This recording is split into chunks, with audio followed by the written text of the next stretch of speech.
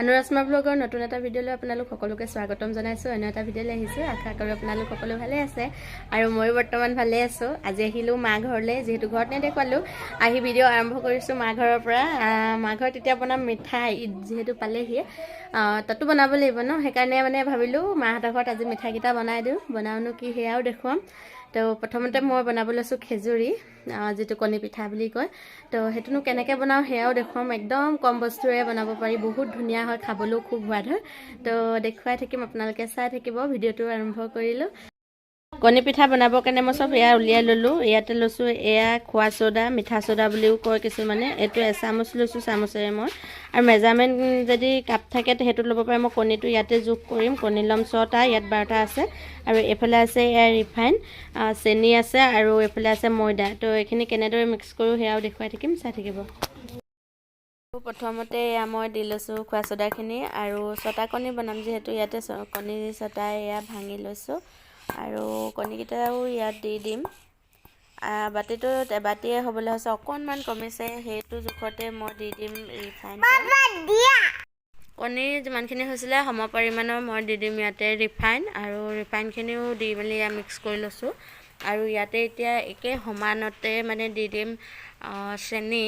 যিহেতু কেক ফিটা লেখীয়াকৈ ফিটিব লাগে, কিন্তু ইয়াত ময়দাটো বেছি লাগে, আৰু বাকী বস্তুখিনি মানে একে জোখমতেই দিব লাগে।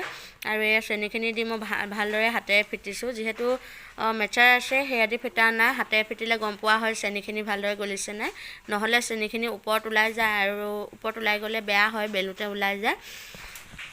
সেইকাৰণে মই হাতেৰে ভালদৰে গোটেইখিনি মিক্স কৰি লৈছোঁ। আৰু মিক্স কৰি হোৱাৰ পিছত এয়া চাওক চেনিখিনি মিক্স হৈ গ'ল, আৰু ইয়াতে এতিয়া অলপ অলপকৈ ময়দা দি যাম, আৰু এইখিনি ভালদৰে মানে মিক্স কৰি ডো এটা ৰেডি কৰি ল'ম। যিহেতু একেমুঠে মই ময়দাখিনি দি লোৱা নাই, নহ'লে মানে একদম পূৰা মানে ভিতৰত গুটি গুটিকৈ ময়দাখিনি থাকি যাব, আৰু তেনেকৈ থাকি গ'লে বেয়া হ'ব।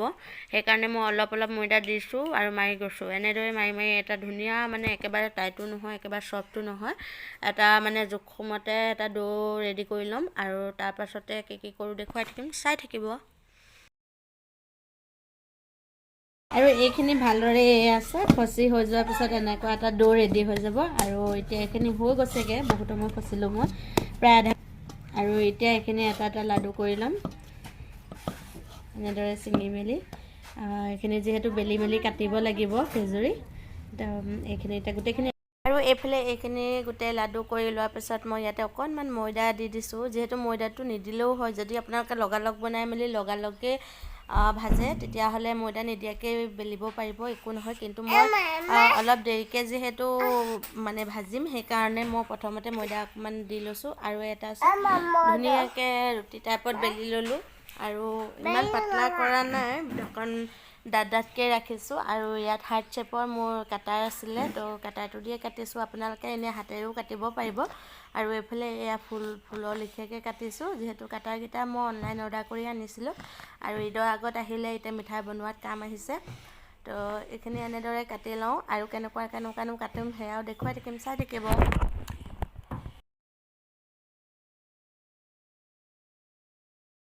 আৰু এইফালে এখন চুৰিৰ সহায়ত মই এনেদৰে কাটি বৰফি ডিজাইনত কাটিছোঁ। কাটি মেলি ছাইডকেইটা অকণমান টিপি দিছোঁ, আৰু মাজত অলপ অলপকৈ কাটি মেলি পাতৰ শ্বেপ দিছোঁ।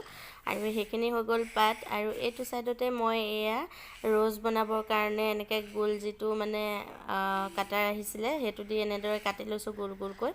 গোল গোলকৈ কাটি ছাইডখিনি গোটেইখিনি এনেদৰে আঁতৰাই লৈছোঁ। আঁতৰাই লোৱাৰ পাছত এইখিনি এতিয়া যিহেতু এনেতে এটাৰ ওপৰত এটা মানে এনেদৰে 5টা দিম, আৰু 5টা দি মেলি এটা ছাইডৰ পৰা পকাই দিম। পকাই মেলি মাজতে যেতিয়া কাটি দিম, দুপা ৰ'জ ওলাব।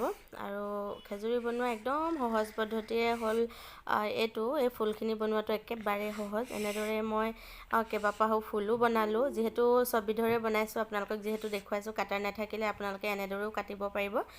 গ্লাছ কিবা মানে হাফু চাফু লৈ হ'লেও ৰ'জটো বনাব পাৰিব। আৰু এইখিনি এইফালে গোটেইখিনি হেৰি কৰা আছে, বনাই ল'লোঁ। বহুত হৈছে দেখিছেনে, 6টা দি মই বনাইছোঁ। আৰু এইফালে এয়া এইখিনি বাহিৰতে যিহেতু ভাজিব লৈছোঁ,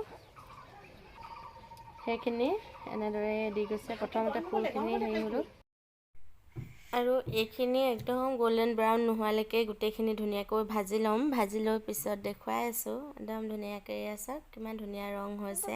তো এতিয়া নমাইছোঁ, অলপ ঠাণ্ডা হৈ লওক, ঠাণ্ডা হোৱাৰ পাছত ভাঙি কৰি দেখুৱাম কেনেকুৱা হৈছে। আৰু এইখিনি ইয়াতে এয়া ৰাখি গৈছোঁ।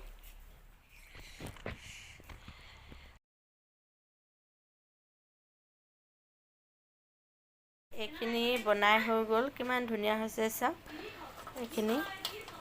আৰু আজিৰ ৰেচিপিটো কেনেকুৱা লাগিলে জনাবলৈ নাপাহৰিব। একেবাৰে সহজতে এনেদৰে বনাব পাৰিব আপোনালোকে। মই এটা ভাঙি দেখুৱাইছোঁ, কিমান ধুনীয়া হৈছে চাওক।